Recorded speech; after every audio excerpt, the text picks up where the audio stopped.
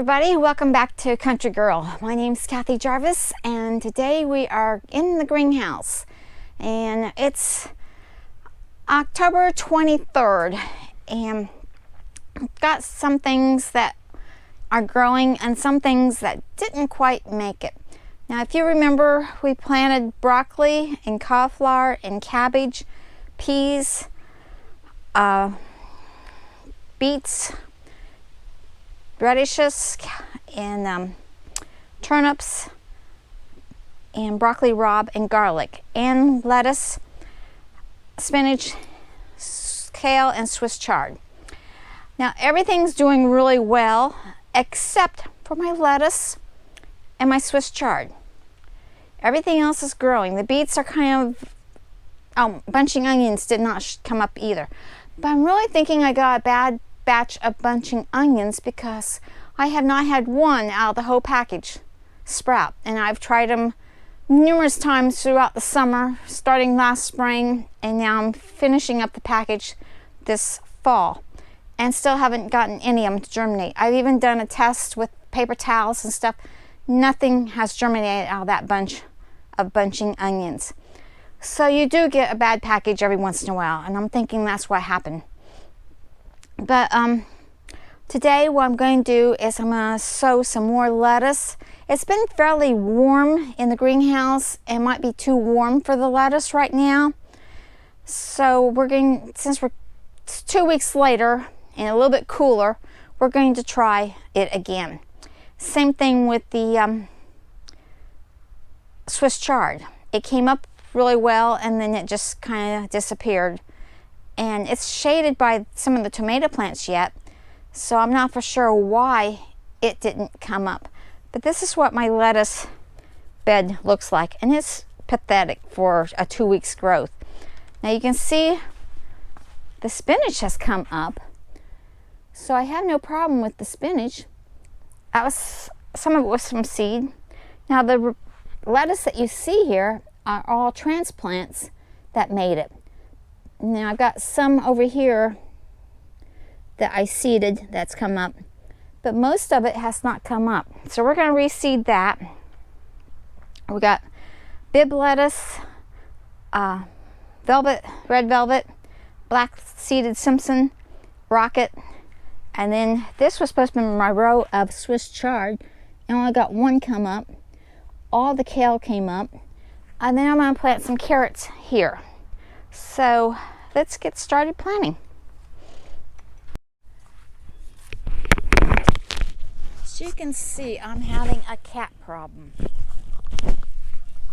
She keeps wanting to come in while I'm working. If anybody else has any cat problem, let me know how you take care of them, keep them off the top of the greenhouse. I'm so afraid she's going to punch a hole in it. Okay, what we're going to plant first is the bib lettuce. Now, as you can see, I got a few here coming up. This was where my next row was supposed to be, and I only got some down here at the end. So we're going to replant that row.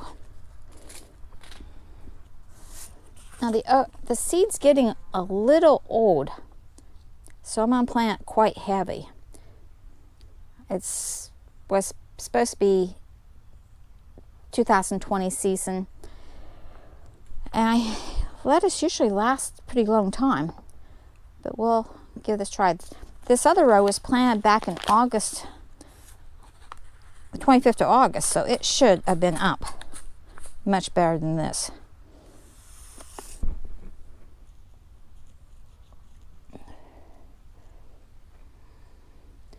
And I don't care if it's super heavy. I can always come back in and thin it if need be. Then here, I don't know if you can see. Gonna fill in on this row here that didn't come up. We're gonna put some more red.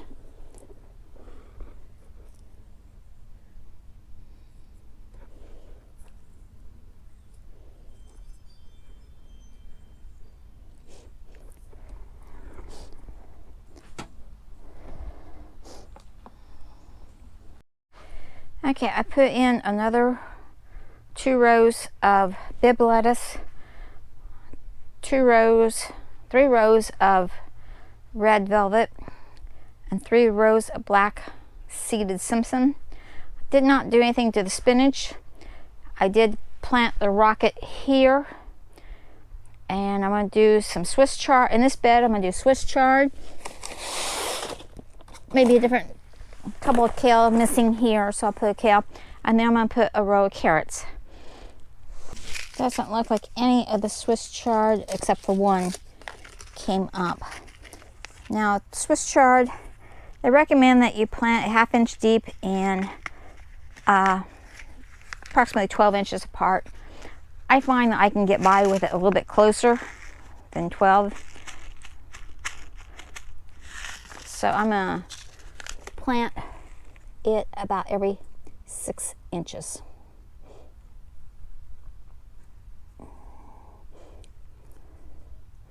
Just drop it in a hole. I already watered this bed down really well, so I'm not too concerned about being damp. And one more way in the back there.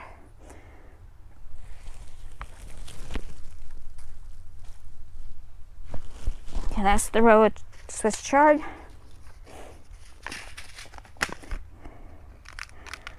I have all kinds of different type of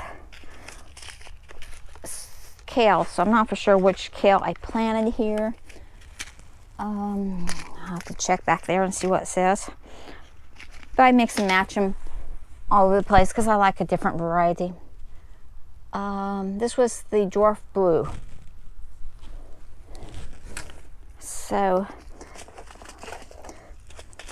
looks like we got 2 of those coming up. So I'm going to do, I got a dinosaur kale behind there. I'm gonna do another dinosaur kale in this spot right here. The rest of it looks like it's pretty much come up. Again, I plant them a little bit closer than what they said because I have found that in a raised bed covered like this, you can plant them closer.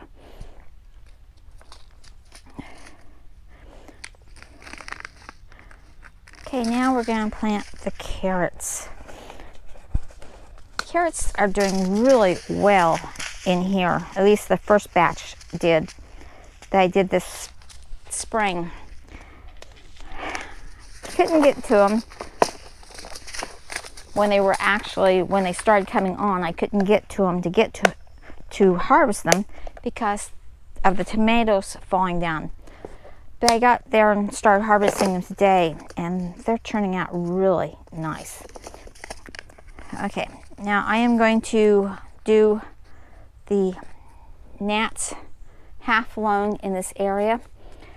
They recommend that you plant them a 1/2 inch deep and about 3 inches apart. So I'm just gonna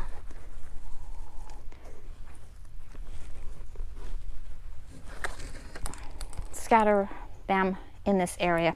I can always come back and thin them later.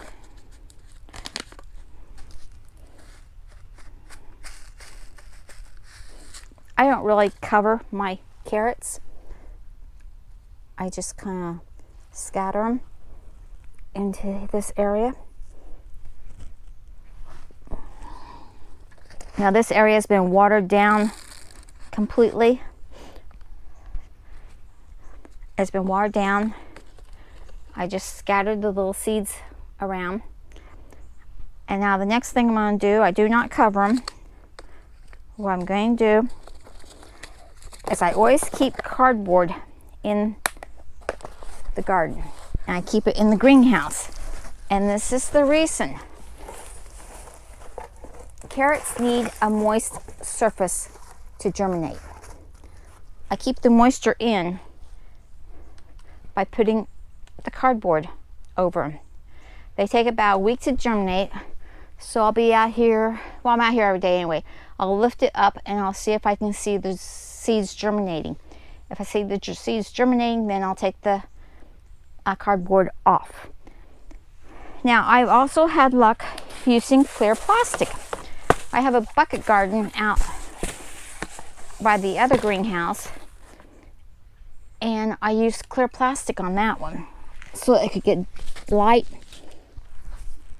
and I'll show you what they look like. First, I'll show you some of the ones that I planted last fall. We just got them out from underneath the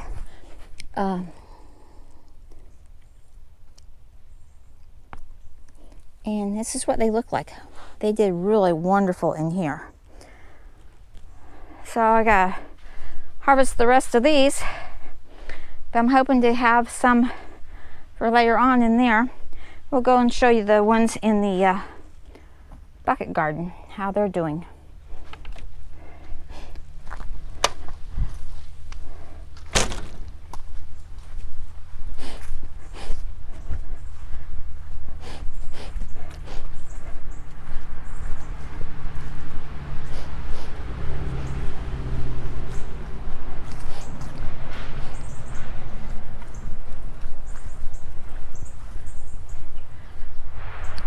Okay, these are the ones from the bucket garden. Like I said, I just put a clear piece of plastic over them, and that way the sun got to them. And you can see they're still a little small yet, but you can see the carrots are forming.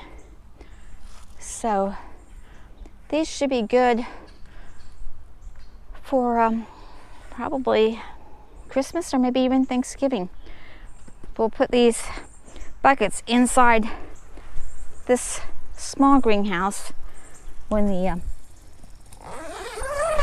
temperature starts to get in the freezing area. In here, my Brussels sprouts are doing wonderful, and I still got a tomato that's trying to hang on. It's actually putting out more little green tomatoes, and we'll see how long it lasts in here.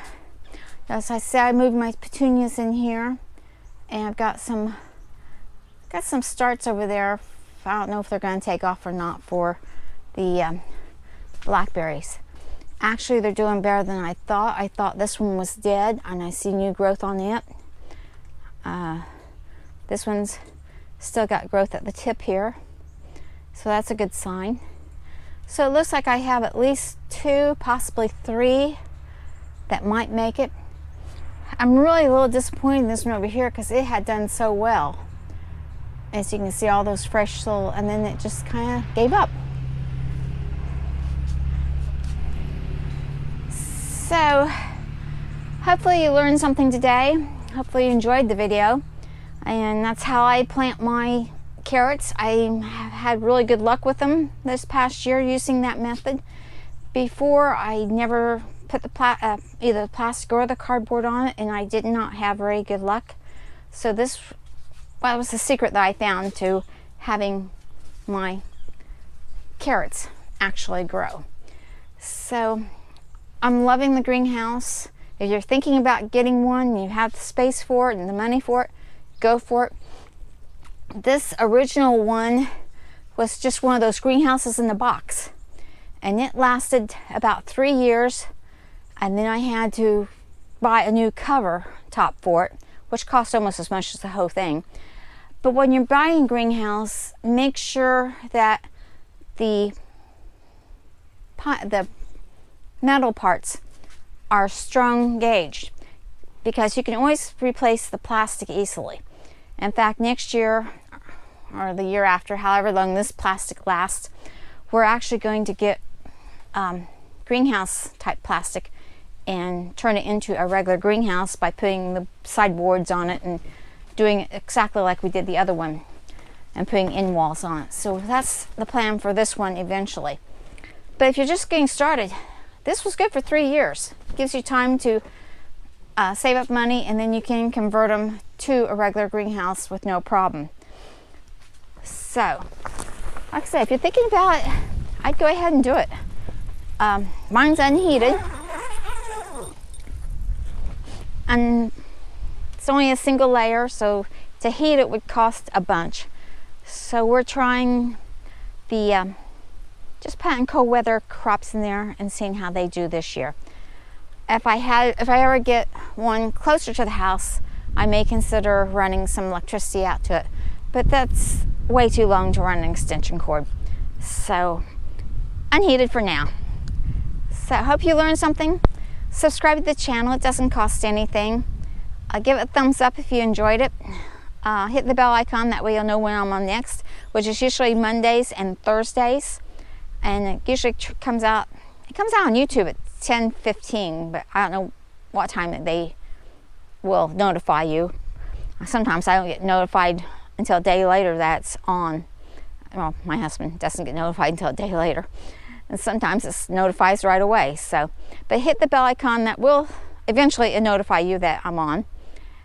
And remember to dream big, follow that dream, and don't be afraid to experiment with your plants. Bye for now.